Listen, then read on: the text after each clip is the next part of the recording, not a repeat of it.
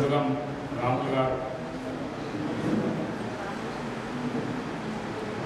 ఒక గంట కింద మనందరికీ ఆదర్శంగా నిలవడానికి నూతన ఉత్తేజంతో ఈ ఎల్బీ నగర్ ప్రాంతాన్ని నడపడానికి మరో బాధ్యతలు తీసుకున్న మిత్రులు ఉన్న గణేష్ గారికి, ఈ కార్యక్రమంలో పాల్గొంటున్నటువంటి మహిళా సోదరీమణులకు, పెద్దలకి, కార్యక్రమాన్ని వీక్షించడానికి వచ్చేసినటువంటి శ్రేయోభిలాషులకు అందరికీ కూడా హృదయపూర్వక అభివందనాలు. తినేటువంటి వాళ్ళు అన్నం తినండి, వినేవాళ్ళు రెండు చెవులతో వినండి.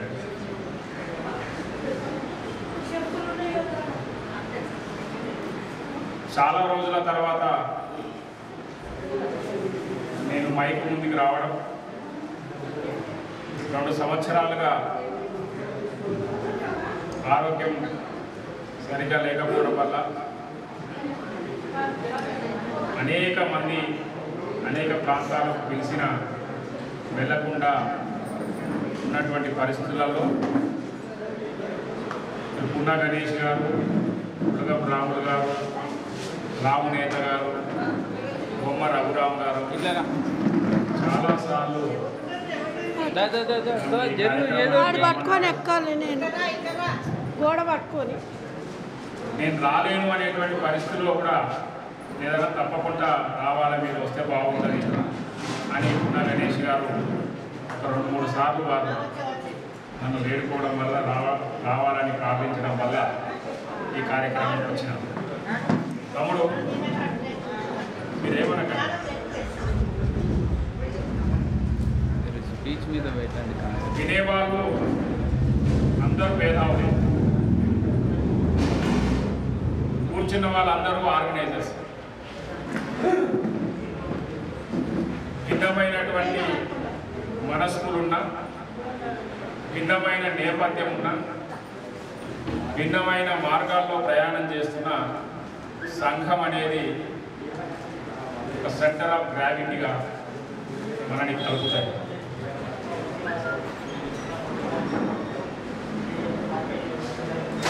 నేను చాలా రోజులుగా సంఘం యొక్క బాధ్యతలకు దూరంగా ఉన్నాను. సంఘంలో ఏం జరుగుతున్నా పట్టించుకోకుండా తెలంగాణ సంఘం కానీ, గ్రేటర్ హైదరాబాద్ సంఘం కానీ, మన ఎల్బీ నగర్ సంఘంలో కానీ ఎక్కడ ఏం జరుగుతుంది అనే విషయాన్ని నాకు క్షుణ్ణంగా తెలిసినా, ఎవరు ఏం చేస్తున్నారు అనే విషయాన్ని తెలిసినా, వాళ్ళు బాధ్యత తీసుకున్నారు కదా సరిగా చేస్తారులే అనేటువంటి ఒక ఆలోచనతో ఎవరిని ఏమి పలకరించకుండా, వారిని కదిలించకుండా చూస్తూ ఉన్నారు. కానీ ఈరోజు మాత్రం చాలా బాధ అనిపిస్తుంది. శుభ సందర్భం, వధువులు వచ్చిన వాళ్ళు సంతోషకరమైనటువంటి సందర్భంలో ఉన్నటువంటి సందర్భంలో బాధాకరమైన విషయం చెప్పాల్సినటువంటి అవసరం. సంఘం అంటే సంత కాదు, సంఘం అంటే సంత కాదు. సంఘం అంటే సంస్కారం నేర్పినటువంటి ఒక సెంటర్. సంఘం అంటే ఒక సంఘటితాన్ని ఇచ్చేటువంటి ఒక క్షేత్రం. సంఘం అంటే ఒక ధైర్యాన్ని ఇచ్చేటువంటి సంస్థ.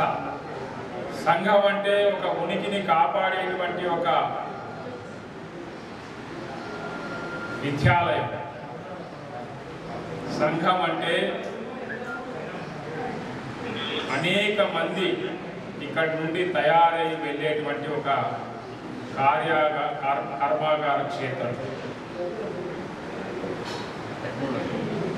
సంఘం అంటే ఏదో పదవి వచ్చేస్తుంది, 2 సంవత్సరాలు 3 సంవత్సరాలు అధ్యక్షుని అయిపోతా, ఉపాధ్యక్షుని అయిపోతా, ప్రధాన కార్యదర్శి అయిపోతా, జీవితంలో ఎప్పుడన్నా ఒకసారి పద్మశాలి సంఘంలో నేనేదో కావాలి అనేటువంటి ఒక కోరిక ఉండి రావడం కాదు.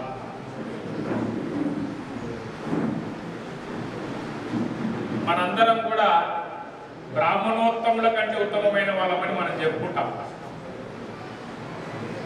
కానీ నేటి పద్మశాలి సంఘము ఎక్కడుందో మనం ఇంటికి వెళ్ళిన తర్వాత మనకు తెలుస్తుంది. బాహ్య సమాజం, బయట సమాజం ఏమనుకుంటుందో కూడా మనకు తెలుస్తుంది. పద్మశాలి నాయకులను కానీ, పద్మశాలి సంఘ నాయకులను కానీ ఏ పద్ధతిలో చూస్తున్నారనే విషయం మనకు తెలుసు. బాధపడతాం మనం.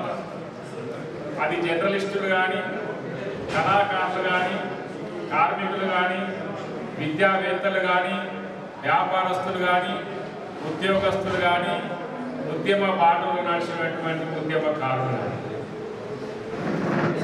మీరు అనుకుంటున్నట్టు పద్మశాలి సంఘానికి గౌరవం లేదు బయట.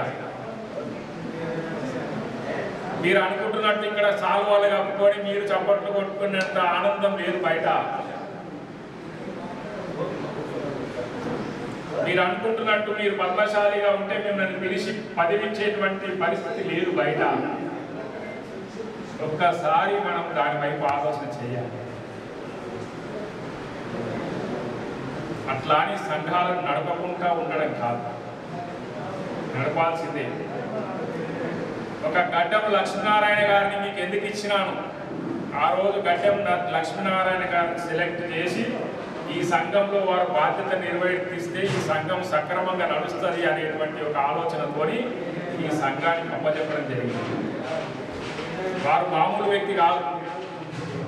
ఒక 4-5 ఇంటర్మీడియట్ గవర్నమెంట్ కాలేజీలకు హెడ్ ప్రిన్సిపల్ ఆయన, రిటైర్డ్ ప్రిన్సిపల్.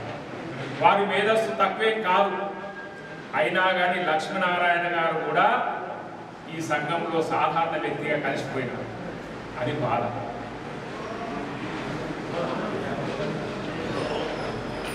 తయారు చేయాల్సినటువంటి యొక్క హెడ్ మాస్టర్, తయారు చేయాల్సినటువంటి నైపుణ్యత కలిగినటువంటి ఒక చాకచక్యం ఉన్నటువంటి లక్ష్మీనారాయణ గారు కేవలం ఒక క్లర్కుగా మాత్రమే తయారైపోయినాడు ఈ సంఘంలో. ఇది బాధాకరం. ఆయన బాగా రాస్తాడు, బాగా చెబుతాడని మాత్రమే ఆయన ఉపయోగించుకుంటున్నాం తప్ప ఒకసారి 2 సార్లు మనకంటే ఎక్కువ మాట్లాడితే మాత్రం నెక్స్ట్ కమిటీలో ఉండడు ఆయన. ఇది సంఘం కాదు. సంఘం అంటే మన ఎంబడి ఉండి సలాములు కొట్టే వాడికి పదవులు వేయడం కాదు. సంఘం అంటే మన ఊరోడికి పదవులు ఇవ్వడం కాదు. సంఘం అంటే మన వ్యాపారస్తులో భాగస్వామికి పదవులు ఇవ్వడం కాదు. సంఘం అంటే మన ఊరు పక్కన ఉన్నటువంటి మన ఇంటి నేమ్ ఉన్నటువంటి పదవులు ఇవ్వడం కాదు. సంఘం అంటే మనం ఒకే కార్లతో రోజు పొద్దున్నే సాయంత్రం వరకు తిరిగే వాళ్ళకి అందరికి పదవులు ఉంటే బాగుండు అని పదవులు ఇవ్వడం కాదు. సంఘం అంటే సంస్కారవంతమైనటువంటి సంఘటన నేపథ్యం కలిగినటువంటి, ఏమైనా చేస్తాడు, వీరిలో ఆ స్కిల్ ఉంది, ఆ నైపుణ్యత ఉన్నది అని సెలెక్ట్ చేసుకొని తీసుకోవాల్సినటువంటి యొక్క ఈ సంఘం యొక్క పదవులు అలాంటివి. నేను ఏం జరుగుతుందంటే నేను పైనుంచి కింది దాకా చెప్తున్నాను. ఎందుకంటే ఇక నేను నాలాంటి వాడు కూడా చెప్పకపోతే, నాలాంటి వాడు ఇప్పుడు కూడా ఇన్వాల్వ్ కాకపోతే, ఈరోజు కూడా ఆ బాధ్యతను గుర్తించేటువంటి విషయం నేను చెప్పకపోతే పాపాత్ముని నేనే, తప్పు చేసిన వాడిని నేనే. నేను వద్దనుకుంటున్నాను సంఘంలో బాధ్యత తీసుకోవడానికి. అడగండి బాబురావు అని ఉన్నాడు, ఎన్నిసార్లు నన్ను రిక్వెస్ట్ చేసినాడు. నేను రాజకీయ క్షేత్రంలో ఉన్నాను కాబట్టి సంఘ బాధ్యత వద్దని చెప్పాను. ఈరోజు కూడా చెప్తున్నా, నేను వద్దనుకున్నాను కాబట్టే ఊపుకున్నాను. కానీ సంఘం చెడిపోతుంటే, సంఘం సంఘటన క్షేత్రంలో పనిచేయకపోతే, సంఘం ఏదైతే నేర్పిందో కొండా లక్ష్మణ్ బాపూజీ గారి నుంచి మొదలుపెట్టి ఈరోజు వరకు ఆ సంఘం చేయాల్సినటువంటి పని చేయకపోతే తప్పకుండా మళ్ళొకసారి కటకం నరసింహరావు ముందుకు వస్తాడని మీ అందరికీ తెలియజేస్తున్నాను. నాకు మీ మా ఏమి లేదు, నాకు మనోడు పరాయోడు శత్రువు మిత్రుడు ఎవరు లేరు. నాకు పని చేసేవాడి మిత్రుడు, పని చేసేవాడి శత్రువు. सबका साथ सबका विकास सबका విశ్వాస్. ఎవడు పని చేస్తాడో వాడికి పదవి. ఇది గుర్తించాల్సినటువంటి అవసరం ఇప్పుడు ఆసన్నమైనది. ఎందుకంటే రాబోయే రోజులన్నీ కూడా పోరాట క్షేత్రంలో పోవాలి. రేపు తెలంగాణలో అనేక మార్పులు రాబోతాయి.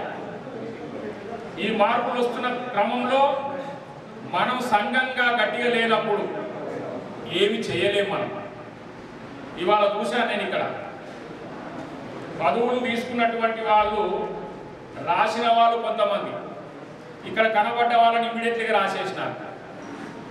ఇది ఏం పద్ధతో నాకేం అర్థం కాదు. అంటే వాళ్ళు నైపుణ్యత ఏంటి, వాళ్ళు ఏం పని చేస్తారు, వాళ్ళు ఏం చదువుకున్నారు, ఏ కార్యక్షేత్రంలో చేసినారు, వారు పక్కోళ్ళు ఎవరైనా తెలుసా లేదా, వాళ్ళకి ఎంతమంది పద్మశాలీలు తెలుసు, వాళ్ళు ఏమైనా మాట్లాడతారా లేదా, లేకపోతే గీతాలన్నా గీస్తారా లేదా, లేకపోతే ఒక పోస్టర్ అంటేస్తాడా లేదా, లేకపోతే బ్యానర్ కడతాడా లేదా, ఏమి చూసేది లేదు. మనం పదవి కనబడంగానే పదవి ఇచ్చేస్తాం. తీసుకున్న వాళ్ళు గడబడు, తీసుకున్న తర్వాత కూడా ఇది నడవదు. ఎవరైతే నిజంగా సంఘాన్ని లోపలికి వచ్చి నాయకత్వం వహించగలుగుతారో ఆ నాయకత్వం యొక్క నైపుణ్యత పెంచుకోవాలి. నేను 2.5 సంవత్సరాలు పద్మశాలి సంఘానికి, 4 సంవత్సరాలు పద్మశాలి సంఘానికి నేను కర్ణాటక శ్రీనివాస్ కావచ్చు, బొమ్మ రఘురామ్ నేత కావచ్చు, వేముల రాము నేత కావచ్చు, పులుగం రాములు కావచ్చు, ఈ నలుగురి యొక్క కార్యక్షేత్రంలో పనిచేసినటువంటి పనితనం చూసిన 4 సంవత్సరాలు నేను పనిచేసిన తర్వాత ఎల్బీ నగర్లో ఇట్లాంటి నాయకుడు ఉండాలి అని మీకు అనిపించిందా ఎప్పుడన్నా? మనం హైదరాబాద్ అధ్యక్షుడు కావచ్చు, తెలంగాణ అధ్యక్షుడు కావచ్చు, ఆల్ ఇండియా వైస్ ప్రెసిడెంట్ కావచ్చు, ఎవరు కావచ్చు, మనం నివసిస్తున్న ప్రాంతంలో పద్మశాలి ఇలాంటి నాయకుడు మనకు కావాలి అని మిమ్మల్ని ఎప్పుడన్నా మీకు పిలుపు వచ్చిందా? మీరు అలా తయారు కావాలి. అలా తయారు కాగలిగినప్పుడే ఆ పదవిలో మనం ఉండగలుగుతాము, ఆ పదవికి అందం చేకూర్చగలుగుతాము, ఆ పదవికి న్యాయం చేకూర్చగలుగుతాము. చాలా మంది మనసులో ఉన్నది, మిత్రమా కట్కం నరసింహరావు మాట్లాడుతుండే గేట్ పై పోయినాక ఈయనెవరు పై ఇట్లా మళ్ళీ ఇవ్వకూరు అంటారు. చాలా మంది అనుకుంటారు, మనసులో ఉంటుంది. కానీ నేను నిజం మాట్లాడడానికి సంకోచించాను. కాబట్టి దయచేసి అది ఏ రకంగా ఏ ఆలోచనతో ఉన్న గణేష్ గారు కమిటీని వేసుకున్నారో సంతోషకరమైన విషయమే. ఇప్పుడు కూడా వారందరికీ శుభాకాంక్షలు తెలియజేస్తున్నాను నేను. కానీ మనం నైపుణ్యత పెంచుకోవాల్సిన అవసరం ఉంది, స్కిల్ పెంచుకోవాలి. చూసాం మీరు మీటింగ్ తర్వాత మీటింగ్ ఎట్లా గడబడైంది. దీన్ని చూస్తే అవహేళన చేస్తారు చాలామంది. ఇది మీటింగ్ పద్ధతి కాదు, సమావేశ పద్ధతి అసలే కాదు. అందు గురించి నేను చాలాసార్లు చెప్తాను, ఈ సన్మానాలు అసలే పెట్టదు. సన్మానాలు పెట్టినామంటే మన మీటింగ్ ఫెయిల్ అయినట్టు లెక్క.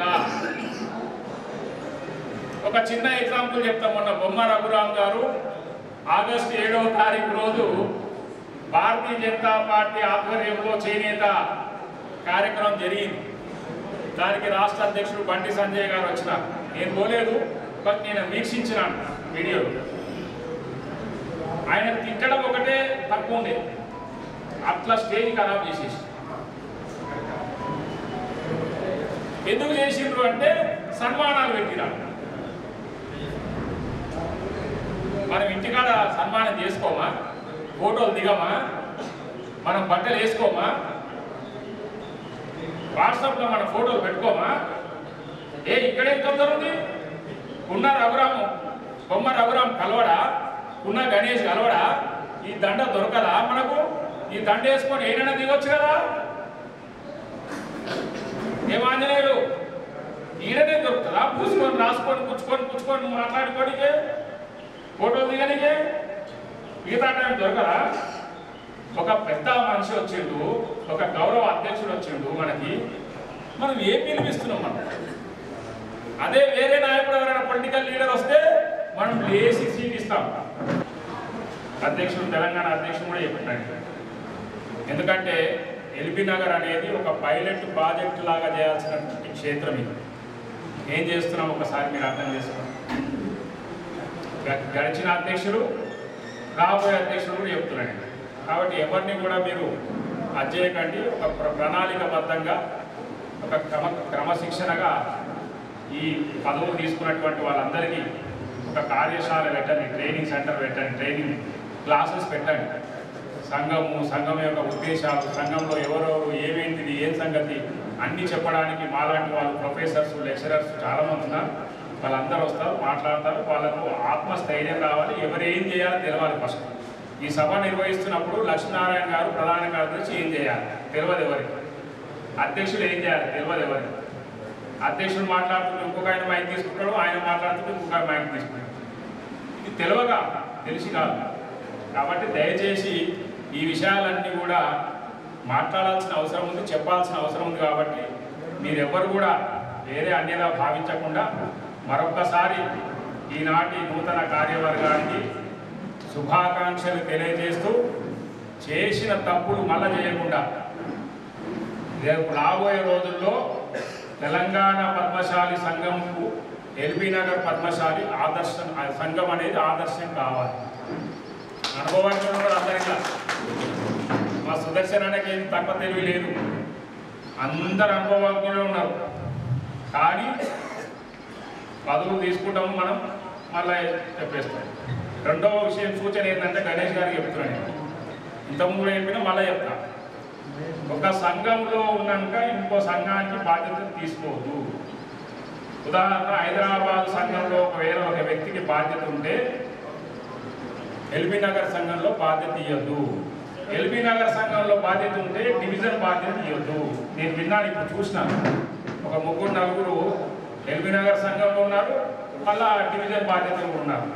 అంటే లేక ఇస్తున్నామా లేకపోతే మనకు దొరకటిస్తున్నామా నాకు తెలియదు, కానీ అట్లా ఇవ్వద్దు, అది పద్ధతి కాదు. కాబట్టి దయచేసి ఈ విషయాలను కొత్త నూతన అధ్యక్షుడు మనసులో పెట్టుకొని చెప్పాల్సినటువంటి విషయాలు చాలా ఉన్నప్పుడు కూడా వారు అన్నట్టుగా సమయాభావం ఉంది. కాబట్టి ఒక్కసారి సంఘంలోకి వచ్చినాక నేను నాయకత్వం వహించగలుగుతా అనేటువంటి ఒక ధీమాతో బయటకు వెళ్ళాలి, ఆదర్శంగా ఉండాలి. మనం ఈయన టైంలో ఇట్లా ఉండే అనేటట్టు తయారు చేసుకోమని మీ అందరికీ వేడుకుంటూ నాకు ఈ అవకాశం ఇచ్చినందుకు హృదయపూర్వకంగా అభివందనాలు తెలియజేస్తూ, మరొక్కసారి నూతన కార్యవర్గానికి శుభాకాంక్షలు తెలియజేస్తూ, ఇక ముందు ప్రతి మీటింగ్లో నేను వస్తాను, ప్రతి మీటింగ్లో సూచనిస్తాను, ప్రతి మీటింగ్లో మీకు ఏం కావాలో అన్ని రకాలైనటువంటి సహాయ సహకారాలు అందించడానికి ముందుంటానని తెలియజేస్తూ, మీ సొంతంగా నడపకండి, మీ సొంతంగా నడపకండి. ఎందుకంటే పాత వాళ్ళు చాలామంది ఉన్నారు, పనిచేసిన వాళ్ళు చాలామంది ఉన్నారు. వాళ్ళందరితో కూర్చొని ఏది చేసినా కూర్చొని సమాలోచన చేసి చేయండి దయచేసి. ఓకే, ధన్యవాదాలు.